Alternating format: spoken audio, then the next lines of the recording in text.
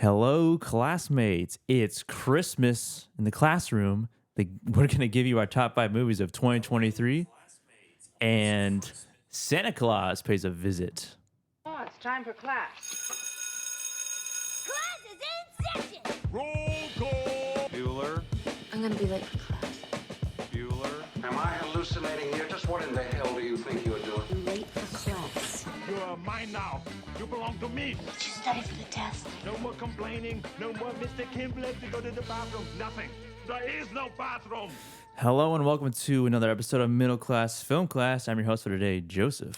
And I'm Peter. And no Tyler over here. As you can see, we have Jonathan Taylor sitting in. Wait a second.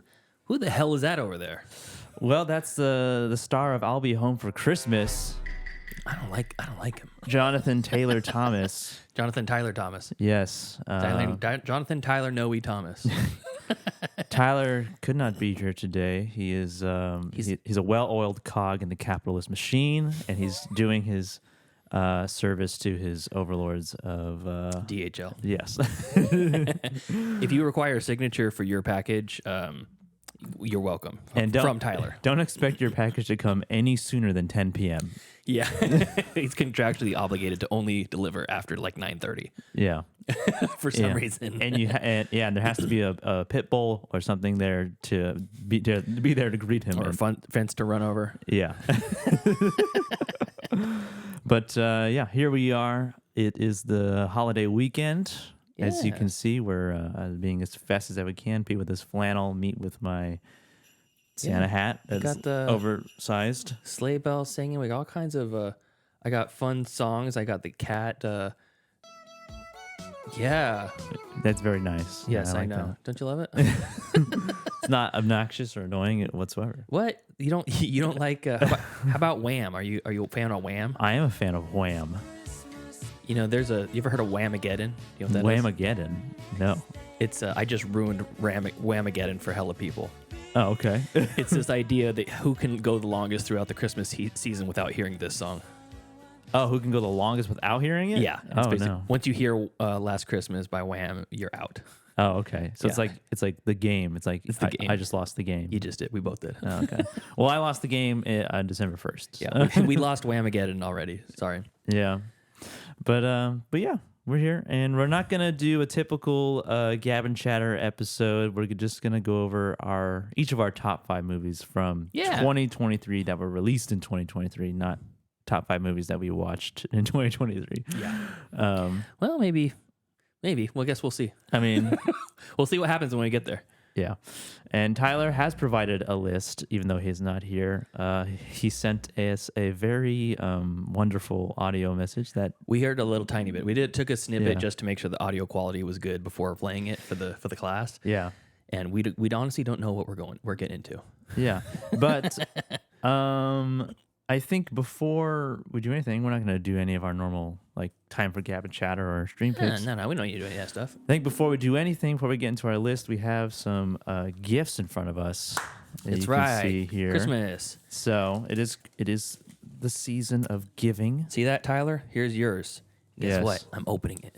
I'm just kidding. I'm not really. This is yours too. Yeah. Yeah. So sucks for you that you're not here. Joseph, do you want to know what I got, Tyler?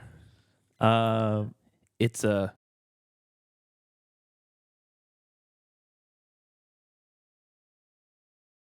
set. Nice. It's both of them. Oh, cool. That's actually, I mean, I'm jealous, honestly. Mm-hmm. And Tyler's gonna be seething mad that I just told you what it was. Yeah. You want to tell me what you got, Tyler? Yeah. I'll mute us again so nobody can hear. Yeah, so what I got him is... Really? Yeah. Oh, that's cool. Yeah. Well, I can't wait to see that. Yeah. Cool. Awesome. Do you wanna open yours first, buddy? Sure. Let's just do a little, a little handoff here. Mm-hmm. Oh, this is heavy. Yeah. Oh boy, this is heavy. Should we do one at a time? Yeah. Like- Do yours first. Okay, I'll do mine. We'll go alphabetically. Yeah, alphabetically. Oh. By first name. Oh, God. I like that you're ripping it on mic. Yeah, I mean, it's the ASMR. Yeah. Just for our audio-only listeners. Our agoraphobic listeners who don't like to see anything about the outside world. Oh my god. This is like Show the camera. This is the pinnacle. Yeah, it's the Watchmen Collector's Edition holographic. I don't know what they call that when you can move it left to right and you can see the image. Oh yeah, when it moves. Yeah, This is awesome. yeah. I have to say. There's a name for that. I can't think of it. That's remember when I got that last year? And, Yes. And you were like, "Hey, do you think they have another one?" I was fawning over it. I looked and they didn't. So I bought myself a Watchmen 4K, and that's my old one. That's why it's open. Okay. That's why it's not shrink wrapped or whatever. Oh, I see. I didn't open it just to play with it. It's actually I was like, Joseph's a way bigger fan of Watchmen than I am, so I figure it's the graphic novel. it's the graphic novel, yeah. Which this is awesome. Yeah. I have the classic copy, like soft cover copy. Oh, you do? Oh, cool. With just like the yellow cover, but this is like it's like new artwork. It's solid, yeah. Very good. Very nice. And then oh my gosh, this is a whole thing. Yeah. I kind of forgot what was in here other than the movie. So there's a digital code in there. We'll have to pull that out. Oh, yeah. And then this has it has the uncut version, the theatrical release, and then it also has a DVD of a animated version of the comic. Oh, like an animatic. Yeah. That's cool. Animatic, I think that's what it's called. Yeah. So it takes like the actual printed photos from the actual comic and then puts them Ken Burns style, moving across the screen, and has like a voiceover, like an audiobook. That's awesome. Yeah, I wonder if they just you took the audiobook and then applied it to that or something. But This is incredible. and it's a very cool visual, like Yeah, it's a display piece. yeah. And I had it on display with some of my like more coveted, beloved physical media. Yeah. But it honestly belongs to the Navarro household. So Thank you. I really actually I love this movie. Merry Christmas. It's so good. And we just reviewed. yeah, I was gonna say very timely since we reviewed Rebel Moon. Yeah. And I think it's appropriate time to talk to the class and say we have a Yeah, this is so sick. and it looks very stark, huh? Yes, that is so tight. Thank you so much. Yeah, you're welcome. Merry Christmas, buddy. Well, I'm just gonna take this. Hey, I didn't even buy that. That's the thing. That's a secondhand gift. You re-gifted. If you really think about it that way. So we did Joseph and I, we watched Rebel Moon yesterday. We were planning on doing like the same day review sort of thing, and then they released it what I thought was a day early. I don't know if that was always the plan for them or whatever, but we were a day late Yeah. to do our Rebel Moon review. But The GTA hacker got to them. fuck yeah. Now he's in a hospital. He's rotting prison. in a hospital asylum, yeah. But what was I going to say? The video, the Rebel Moon video is up on YouTube right now. So if you're listening to this on the stream, if you're watching this, listening to this on the podcast or on YouTube later, go into the YouTube channel. It's just YouTube. Just search Middle Class Film Class, all one word. What's Mitch saying? Mitch, this is Tyler's 2023 list, and it's nothing. Yeah, we were joking. It's Barbie 5 times and then 65 at the bottom. Yeah. There's only 2 movies he watched from this year. But yeah, we recorded, I think, almost 50 minutes worth. Yeah, almost an hour. Yeah. Do you want to just put that into an audio format? Just extract the audio and we can put it on the Patreon for the full experience? Yeah, we could. Absolutely. Because I trimmed it down to like 15 minutes. Yeah. To make it more digestible. And we kind of ramble a little bit. But Yeah. Joseph sent me a text message saying it's ready, it's in there, make a thumbnail, put some notes on there, because we've been tag teaming back and forth on the YouTube channel. And I looked at it, I'm like, wow, he got it down to 15 minutes. That's amazing. We talked for almost an hour. I know. So yeah, trimmed a lot of fat off that. So we went full spoilers and really talked about a lot of the influences of Rebel Moon. And I'll just say it right now, not a good movie. Yeah. And how disappointed we were. Very disappointed. Yeah. So So we'll look for the Patreon members. If you want to be on the Patreon, it's patreon.com/middleclassfilmclass. Okay. I'm going to open my present from Joseph. Yes. I like this wrapping paper. Thank you. It's like textured. It's got a good finger feel.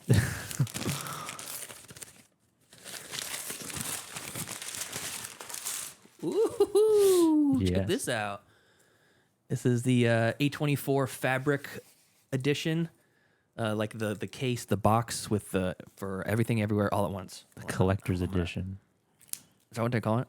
Yeah, it's a A24 collection. It's like their version of a Criterion. Oh, I love it. Yeah, I love it. I was thinking about getting this, and I kind of ultimately, I talked myself out of it because I already have it on like a standard 4K. Yeah, But I also have the Lighthouse on standard 4K, and I bought this version, the collector's edition from A24, and I did not regret it.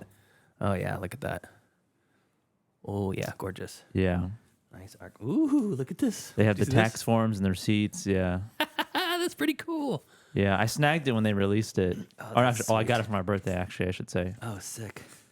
So you have the same one? Yeah. Oh, that's awesome. Yeah. Yeah, I think I have this, I have the Lighthouse, I have Midsummer, and the Last Black Man in San Francisco. Yeah, that's what I have so far, too. As these releases, yeah. And they do look great on the shelf.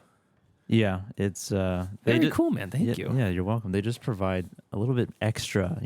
I'm a big fan of altered cover art or like display pieces such as like this or something to make it look a little bit more presentable other than just like the standard blue Blu-ray case. Yeah, that's beautiful. Going right on the shelf, and it's going to look right at home with everything else. And I also am a huge fan of texture. Being able to feel the difference in the texture, whether that's paper or clothing or whatever. When someone's wearing a really nice sweater, you're like, oh, that texture looks nice. Yeah, and it was just, I mean, that movie is really, really good. It's just, I told myself I was going to wait a year before I rewatched it again, just to kind of give it fresh eyes before I reassess where it sits in my like all-time list, because it is such a unique and fantastic movie. Yeah, that at the time everyone's like, oh, this is one of the best movies I've ever seen, and blah blah blah, and it's a little too soon to say that, I think, until you give it a little bit of space to breathe. Definitely, yeah. Of 2022, right, is when it came out. Of that year, definitely. I mean, the Oscars said so. So, Tyler says, or sorry, not Tyler. Mitch in the chat says his actual list for Tyler was number 1, Barbie. Number 2, 65. Yeah. Number 3, May December. Number 4, Raiders of the Lost Ark. Yeah. Yeah. Well, Raiders always got to be on the list. Cool. Yeah.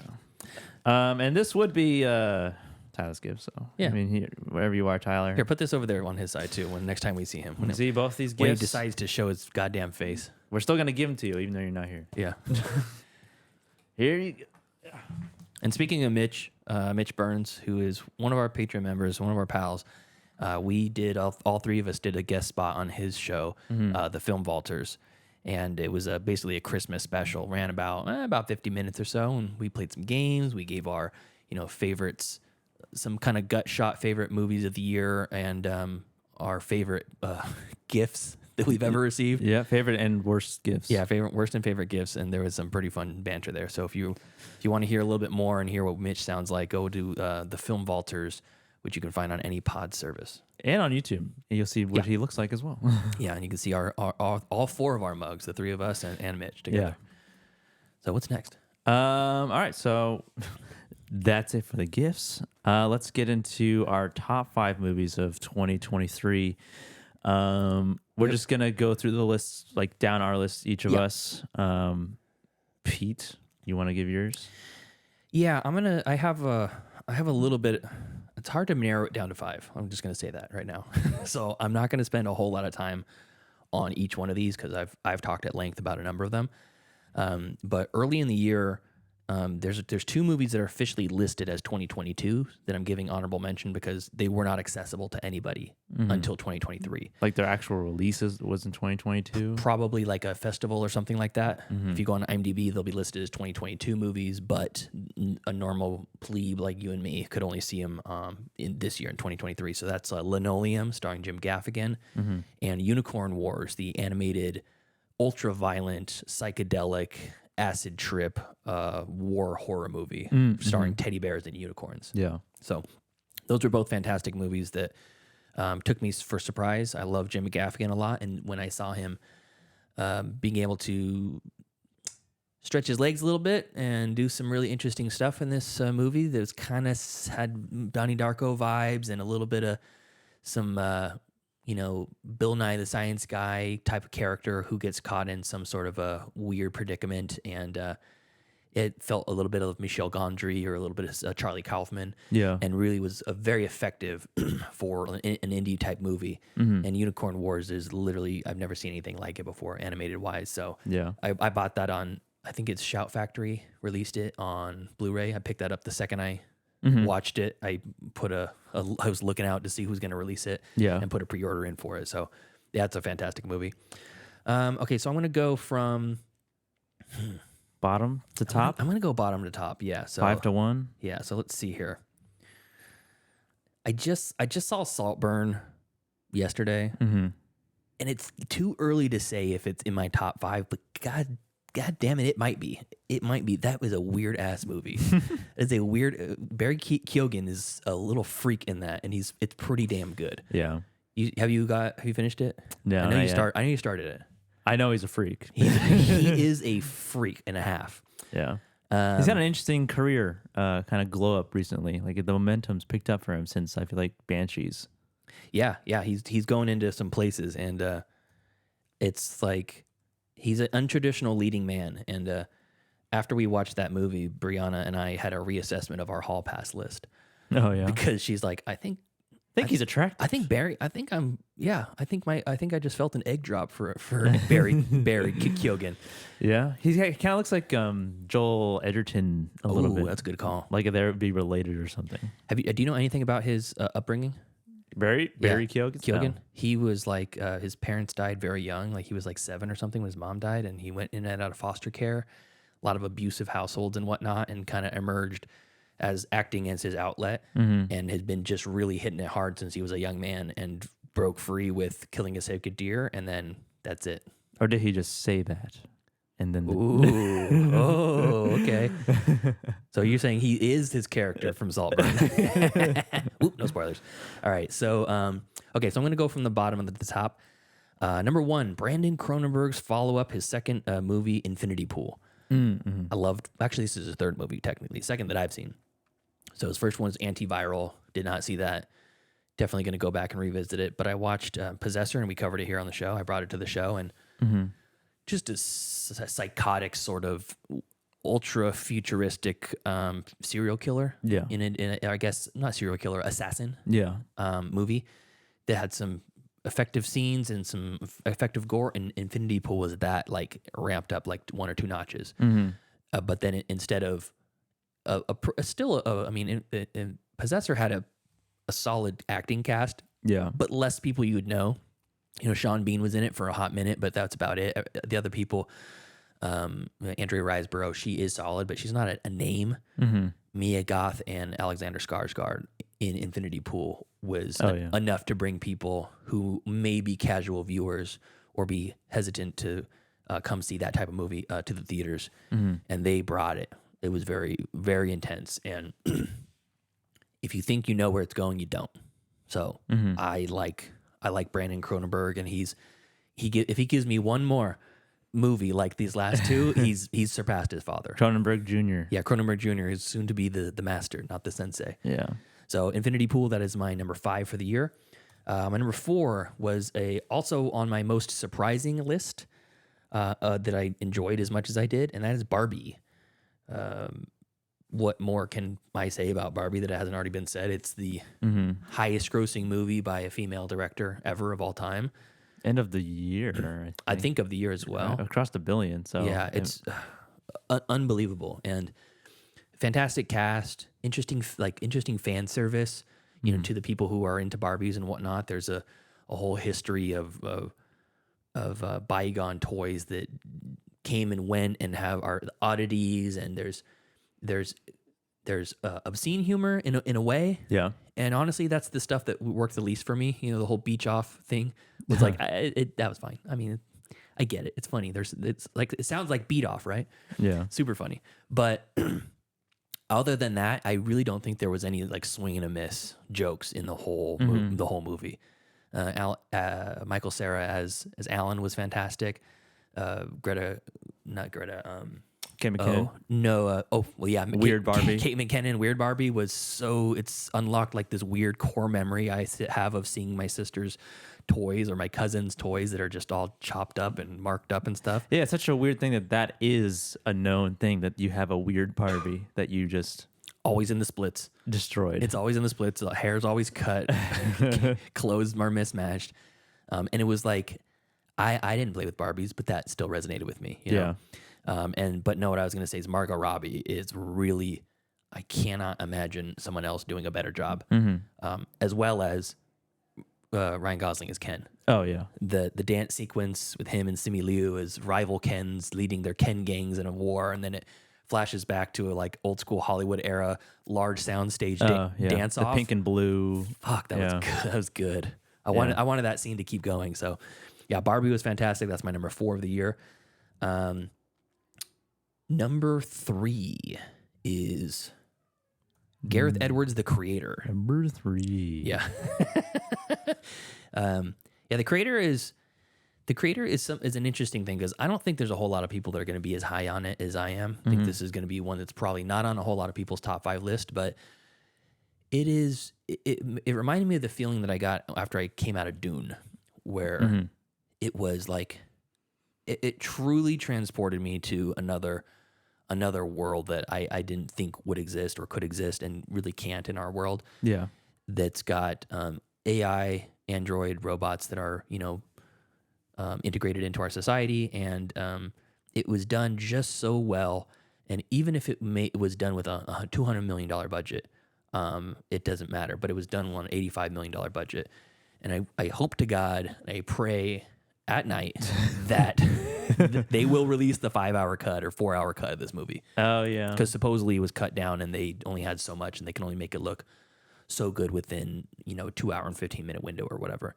So Gareth Edwards, I loved him. He did Rogue One. He did the 2014 Godzilla, which I really loved as well. And the creator is such a delight. Yeah, he knows how to make a visually pleasing movie, I think what it is the scope feels real to him when you're watching some of his movies because a lot of times, I'll give just a really quick example. In the prequel trilogy of Star Wars, they show the entire spaceship of whatever spaceship is on screen. Yeah. It's like, oh, we designed this new ship, but I want you to see the whole thing. We're going to do like a 3D pan view of it, and it's going to be fully in view. Where in Dune, they have the Reverend Mother visits the planet. The witch. Yeah, she's got the giant sphere orb ship. You don't even see like a third of it. Like it blocks out the light that is visible on the landing platform. It's obscured by trees, and when the characters are looking up at it, it's like us looking at a skyscraper. We can only see so much of it in our field of view. Yeah. Also, like in Arrival too, with those ships. Exactly. Yeah. Same sort of thing. I mean, they do the great establishing shot with a helicopter flying around just to show, but for the rest of the movie, you're up in it. Yeah, yeah. And Gareth Edwards plays that. He leans into the Dune style where the scope of Godzilla really feels like something. You watching him walk by the scale, the scale is you feel it on like a human level. So yeah, the creator is no different. There's some beautiful things I'll never forget in it, and it is a little bit of a schmaltzy, sappy sort of storyline. That's very derivative. Yeah, it's very derivative, but I don't care. I don't care. Yeah, I haven't seen it yet, but I have a real strong interest in movies like that. I mean, it reminds me of like District 9.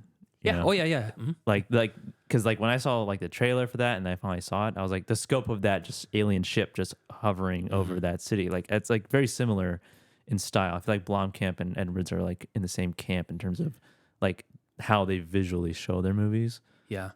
The CG feels like it's real. Yeah. You never once am I looking at it and going, okay, that looks cheesy, or the lines are showing or whatever, And it's like to a degree that's okay. You can forgive that, but you don't have to in the creator. It's so damn good. Yeah. So that's number 3. Number 2 is Across the Spider-Verse, Spider-Man Across the Spider-Verse.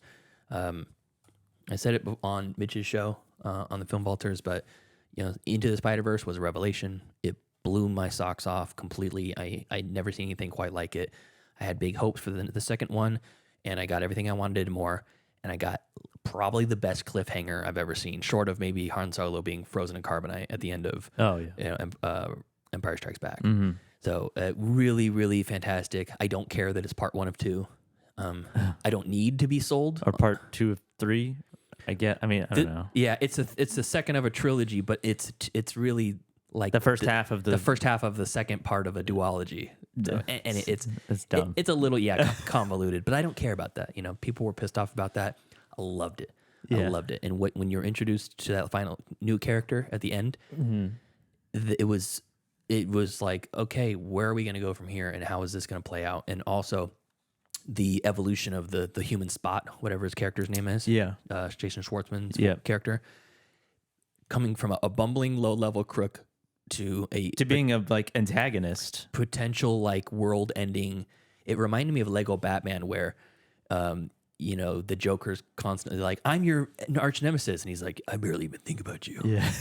Yeah. What? Oh, you're my villain? No. Like, what are you talking about? You think about me all the time. Like, no, I don't. I don't care about you. I don't care about you. Yeah. Yeah. That's how Miles Morales is in the Spot in the beginning. And at the end, there's every dimension is worried about him. Mm-hmm. He really has a fantastic villain turn that is just at its not even at its apex yet. It's hit its peak, Mm-hmm. climb, but it's still going. So the second one, I guess the third of the trilogy is going to be. I really hope it's something else. So Yeah, that'll be nuts. that's my number 2 and number 1. I've said it to death. Godzilla -1. Yeah, it's fantastic, emotional, scope huge, beautiful. Godzilla actually menacing. The human story was great. It's just the great best. So I'm not going to spend any more time talking about it. Fucking loved it. All right. Yeah, so that did not come as a surprise for anybody who's been listening the past few weeks. What are you talking about? I haven't said one word about it. So my top 5, I kind of have somewhat of a floating top 5. They're all kind of just hovering, but I'm going to give a definitive ranking right now on it. All right, cool. Because a lot of these are rated the same. It's just in order of when I rated them. So it's like when I watched them / when I rated them. So first, number 5. I also didn't watch nearly as much 2023 movies that I liked, and the movies that I did watch were somewhat disappointing, or not disappointing, but just none of them really cracked that level of top 5. Greatness Of top 5. I think actually I'm gonna go number 5 is Barbie. Number 5 is Barbie. Cool, nice. I was gonna be like Mutant Mayhem, but I just watched that. Yeah. It's really, Mutant Mayhem's really good, but Barbie I think just is more important. Sure, yeah. That's a good point too. I never even brought that up. It has some weight to it. Yeah, it's more important. It definitely impacted me more. Margot Robbie's acting, Ryan Gosling's acting was really good, and just visually the movie looks amazing. The Barbie land looks fantastic, and the way that they made the movie, draining the world of pink paint to make this to make this movie, I think was fantastic, and it is a phenomenon. This movie, it angered the bros and those people who are those red-pilled cucks over there, claiming it's a man-hating movie when they're just single brain cell dum-dums. Yeah. It's like being mad that there's a female superhero movie. Yeah. Oh, you're just pandering to it? Well, it's, 150 years of male cinema. I think they can have a couple. Yeah. It's okay. Give them a year. Yeah, it's come all right. on. But yeah, Barbie's just really, really good, just from top to bottom, like production to acting to the story, and that whole like montage at the end there, with the Mattel owner and Barbie in their like void. Oh yeah, that was pretty cool. The like white void, and it's just really funny. Yeah, it's just a really funny movie. How many movies like that to end on saying gynecologist is the final line? I know. It's like great. Love that. Yeah. And it's just those little moments like when she's at the bus stop that just like, I didn't expect that to hit me right there. Oh yeah. Yeah, Gutted. But yeah, really, really good. So that's number 5, Barbie number 5. Number 4. Ooh, this is kind of tough because I'm looking at 3 movies right now that are all ranked the same. I'm going to go with number 4 is Beau is Afraid. Oh, okay. Beau is Afraid was surprisingly, surprisingly good. More because like surprising because I heard like mixed things going into it. So I was kind of worried. But I think this sort of comedy, anxiety, fused or anxiety-driven comedy horror type movie. It's really hard to quantify that. Was put a label on it. It was actually really funny, and I think that Joaquin just killed it in this performance.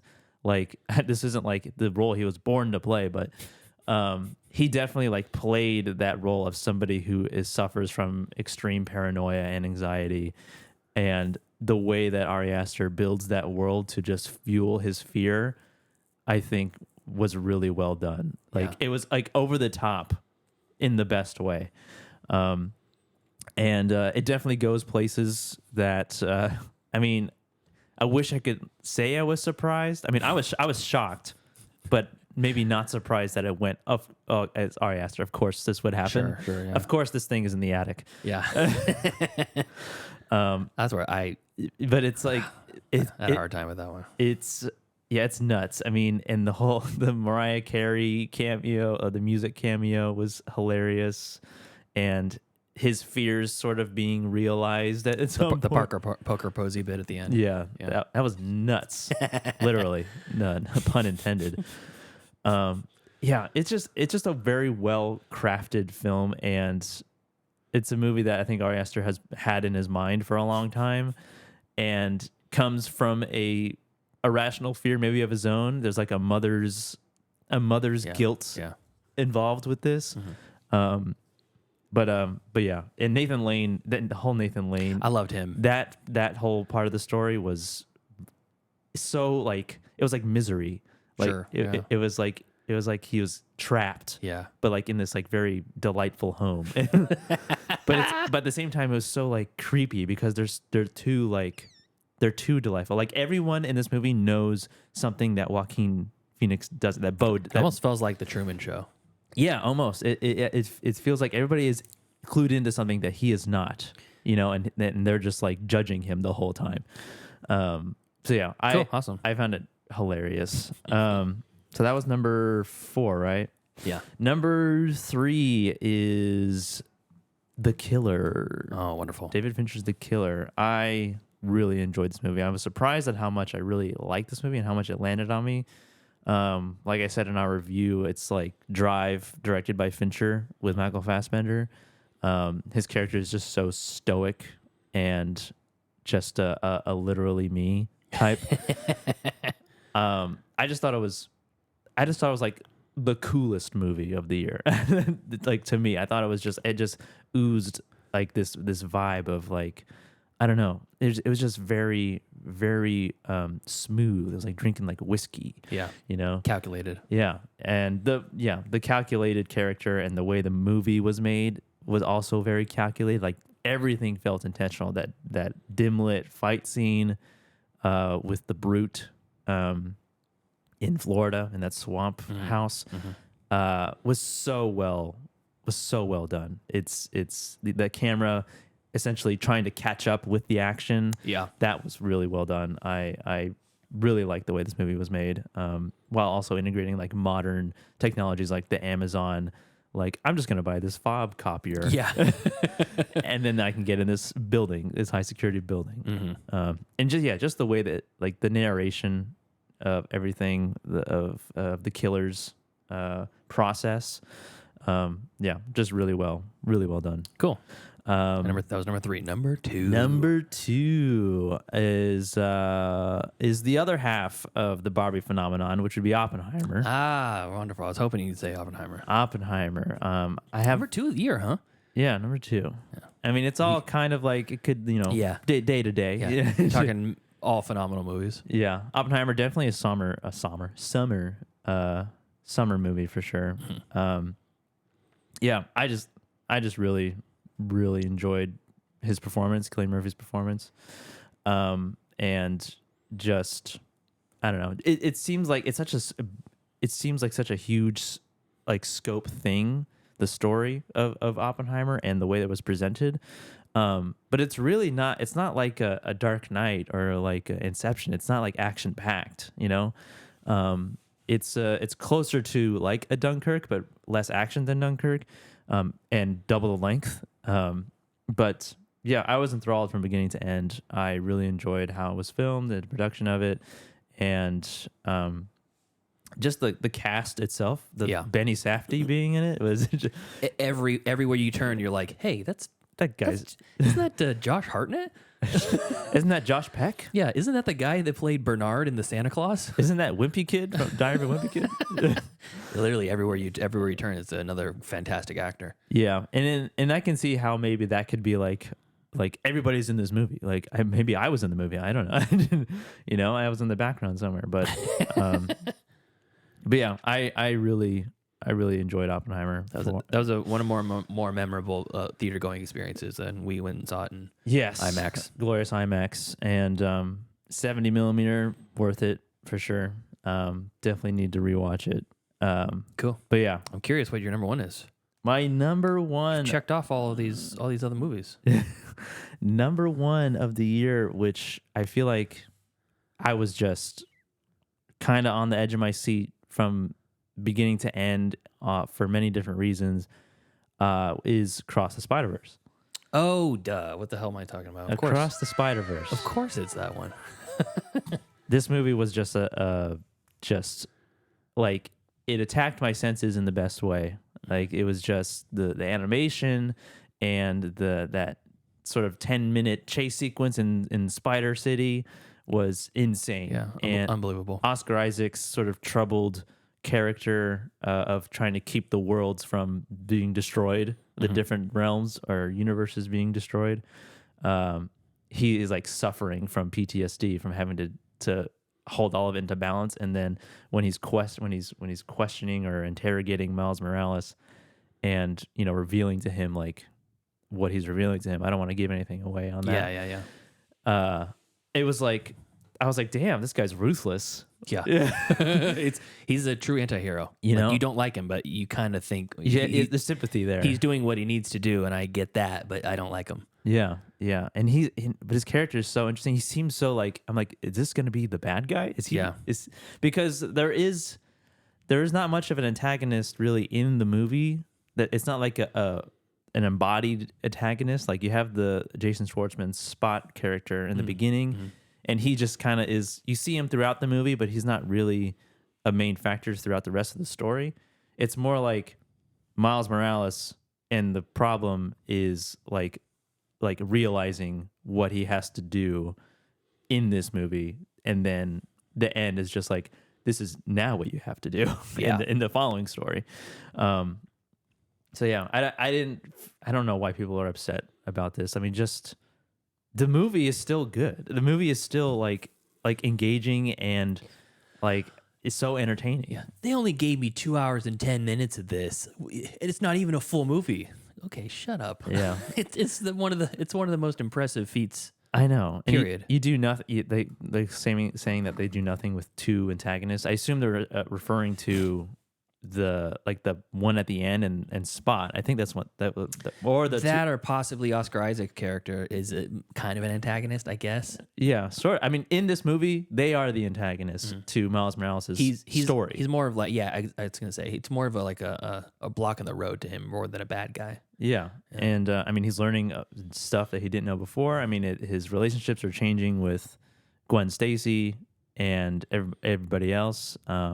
And throughout this movie, he is excluded to a certain extent. But it all worked really well. It all worked really well for this movie. And Nice. Yeah, I didn't have this was the movie that I had the most fun with, like on many different levels. It was very close to my top. Yeah, It was very close to my top, and I got to go with my heart because I'm a fan of G-Man from the get go. So. yeah. If I was invested in the Godzilla lore, it like these people who are obsessed with like kaiju in general. Yeah. Like, I might, it would be up there, but like, it was a good movie, but it just didn't quite hit me as hard as in any of these other movies. So Cool. Awesome. Good top 5 list.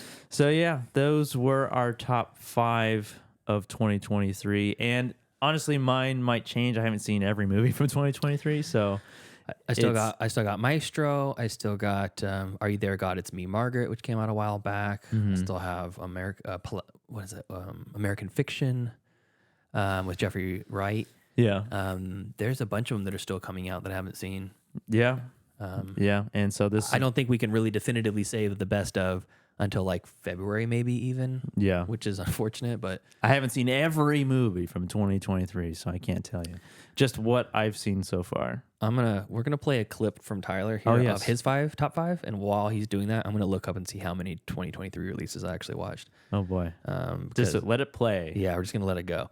I might pause and interject if something is very egregious, but here we go. Let's Tyler's thoughts do not represent. Hi and hello, classmates, and Peter and Joseph. Oh, hi. I just wanted to give my top 5 movies of the year. Now, I didn't know if I was supposed to give my top 2023 movies of the year or just like my top 5 movies of the year. What? So I went along with the latter. Like 23 of his favorite And movies. This better so not be a 23-minute I'm gonna video. go through my top 5 movies of the year and why I like them. Okay, hold I- on. So this is So already he's wrong. I clearly outlined. yeah.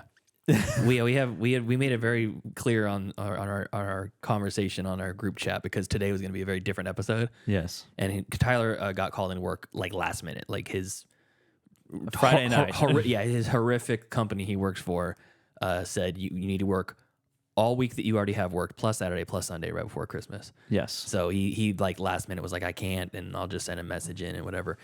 And there's still confusion. So this is going to be his top 5 of any movie he watched this year. That's what it sounds like. Top 5 movies he watched this year. Yeah, just in general. not just from 2023. Not Just yeah. Okay, all right. Let's see if that's what it is. Okay. suppose. So we're gonna go from 5 to 1. So Perfect. Number 5 is 2006 Babel. Oh starring, my god. Brad on, Pitt Tyler. and Kate Blanchett, who I love Kate Blanchett. She's just a wonderful actress. And Lord.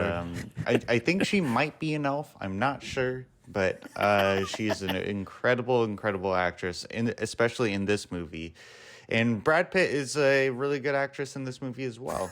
It's a very compelling actress. story, and I think just the way it was told is what really captivated myself, because it's such a random accident, and it feels very real life in a sense, and I really enjoy like that real life sort of setting.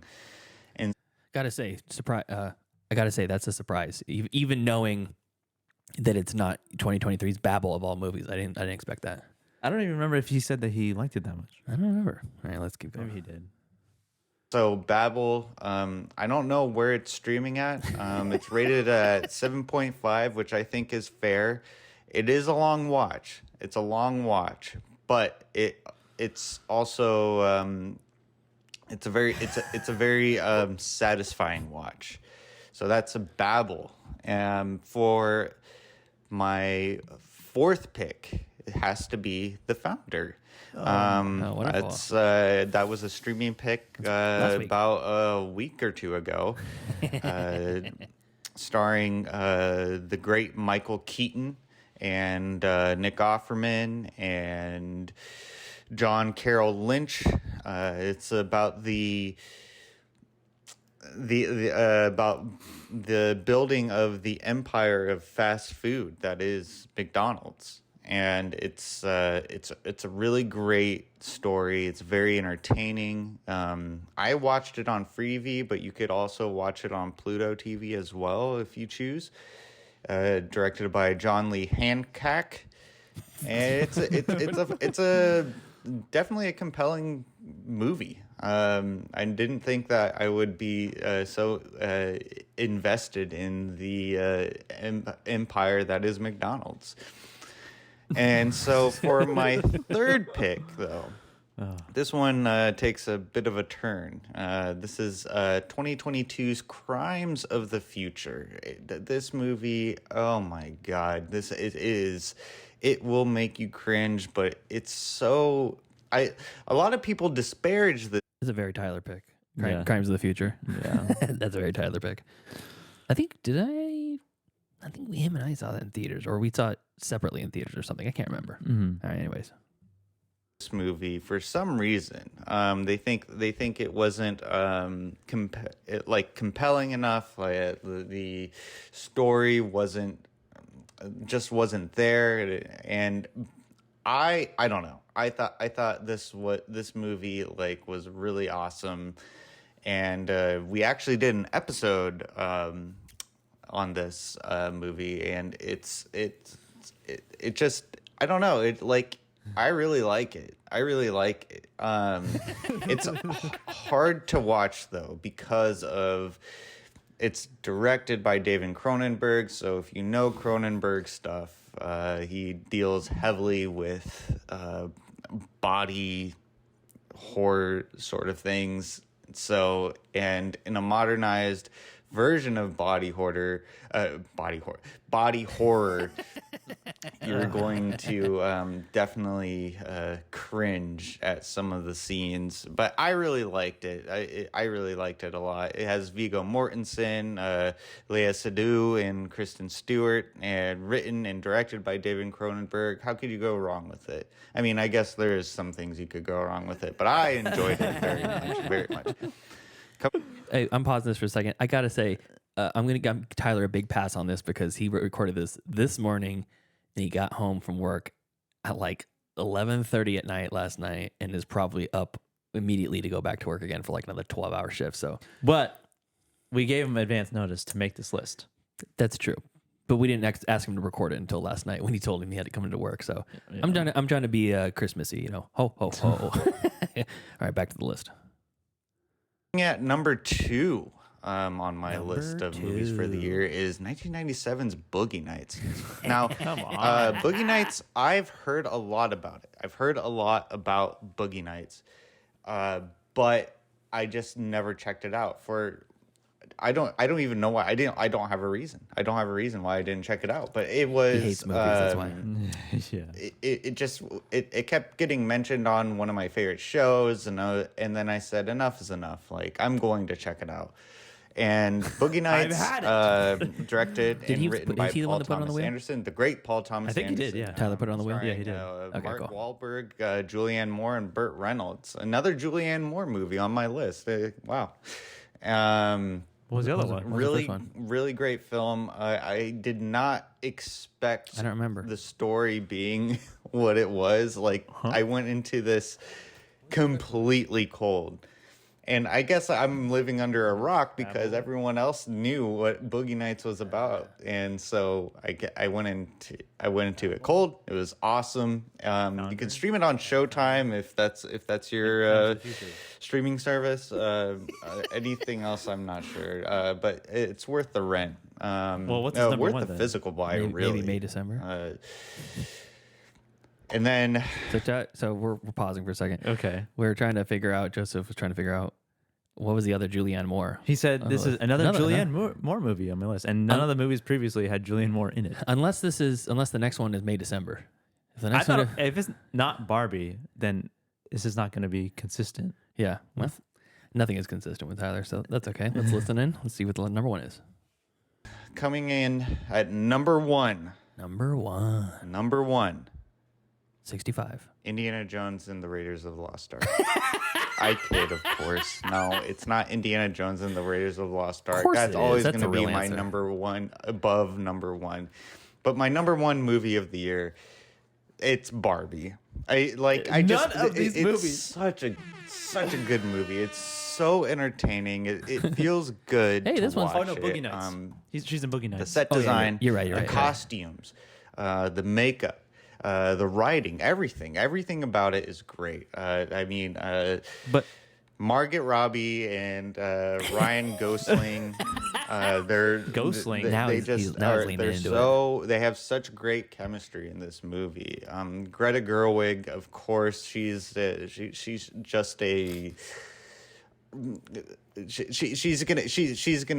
going down in history as being one of the greats. And also, who wrote this movie is Noah Baumbach, who's also very prolific as well. Barbie, I had the privilege of seeing this movie in theaters, and it was just a very, very awesome time. I loved Michael Cera's appearance in this, as well as, I can't remember his name. I think it was like Alan or something like that. Alan. But it was awesome. It was very, very awesome, and I'm so privileged to be able to live in a time where I can see a Greta Gerwig Barbie movie. I thought to myself earlier this morning about how can a Barbie movie, like, based on a toy that I absolutely hated in the beginning of my childhood, Tyler hated Barbie? could be such a compelling movie. Doesn't even affect So definitely check out Barbie. I hate It's that streaming thing on that doesn't HBO affect me. Max right now. Definitely check it out, and check out all the movies: Boogie Nights, Crimes of the Future, The Founder, and Babel. Only okay. Thank you so much for having your patience for me not being there. I will see you again next week. Have a good day. No happy holidays. I guess he's talking to us for thanking us for having the patience. Okay, so he said Boogie Nights is the one with Julianne Moore. Okay, yeah, We fucked up. But that's the one that he said, another movie with Julianne Moore. None of the other movies had Julianne Moore in it. Right? I guess. Was she in Babel? I mean, that would be No, she wasn't in Babel. Babel, The Founder, no. Crimes of the Future, no. Barbie? Boogie Nights, and Barbie. She's not in Barbie. I know, those are the five. Those are the five movies. So another movie with Julianne Moore, the one. Tyler, I'm not even going to say it. You know what to do. Thank you for that, though, buddy. I hope your sleep-deprived message is entertaining, at the very least, to the audience and to the class. But, yeah, when we're asking about top movies of 2023, we're talking about movies released in 2023. If it was other movies, it would be top new, best new movies to you. The only first time watches of 2023. I think, the only versions of that list would be top 2023 movies that were released that year, or top 2023 movies, or top movies that we reviewed in 2023. Yeah, we could do that. But I've done a earlier in the year when we took a little bit of a break. I think it's because we were all on like vacation or something. Mm-hmm. We're going to different places and couldn't get together. I did a top new to me movies of the year, and I like recapping that as well. But I think Tyler, maybe it's because he hasn't seen them. So let's see, how many movies have we reviewed on this show in 2023? I mean, we didn't really review Barbie, but we all saw Barbie. We know that Tyler watched 65 because he saw it in theaters and then said nothing. Yes, and then For months. December. December, we all watched and talked about. And that was was he on that? Yeah, he was. Yeah, there. okay. So he was. So those are the three. And then we also covered, for the Patreon, we did a spoiler review for, let's see, what was it? The Killer. Oh, but he wasn't there. Tyler didn't watch that. No. Okay, how about No One Will Save You? Did he watch that one with us? Was he there? So maybe 4, right there? Maybe 4. No, he did. He was there, I'm pretty sure, for No One Will Save Yeah, I You. think so. So that's 4. And then Crimes of the Future, I know, because... He saw that he did before. That was last year. I was going to say that's a 2022, I think, right? Yeah. Yeah. None of his movies, well, besides Barbie, were from 2023. Yeah, and then he didn't see Oppenheimer. Nope. Yeah, maybe there was only 5 movies he saw, so... Well, yeah. That's okay. There was only 3 movies from this year that he watched that we know definitively. Yeah. And that's okay. That's what we're here for, you know. Just give us those top 3. Yeah. Tyler's here to mispronounce names and, sit in the back of the classroom and throw paper airplanes. I like Tyler's top 3 from 2023. Barbie, December 65. Well, that's it. And No One Will Save You. Oh, yeah, that's right. Okay, cool. So anything else? No, that is it for our top 5 of 2023. Great. Awesome. I guess we're going to wrap up here. We don't have any special segment music or anything like that. No. I got some jingle bells. But I mean, you just play our normal outro music. Yeah, I'm just like just to like talk over the class. Oh yeah. Doesn't that sound so good? Santa's coming to town. Yeah. So, yeah, I guess thank you to the cool ass yard duties over on Patreon. It's Javier, listener Steven, Heather Sachs, Ryan Corbin, and Chris. If you want to join us and support us on the Patreon, go to patreon.com/middleclassfilmclass. And thank you to the YouTube viewers who are watching this, everybody who's on the Twitch stream and commenting in the chat, which would be right now just today, Mitch Burns, our special early recording session. If you're still here. Yeah. And thank you to all the OG podcast listeners who are still following us in podcast land. Until next time. Thank you for joining us as we gift each other some cool swag and listen to Tyler talk about his favorite movies from any year. Besides 2023. That he watched this year. Follow us on Facebook, facebook.com/MCFC podcast, and send us an email, mcfcpodcast@gmail.com. And follow us on Instagram and TikTok at Middle Class Film Class. And follow us on Twitter at Podcast MCFC. And subscribe to our YouTube. Yeah, we're doing all kinds of big things over there. Joseph's putting a lot of time into it. So go to the YouTube channel and subscribe. It means a lot. We'll see you next time. See ya.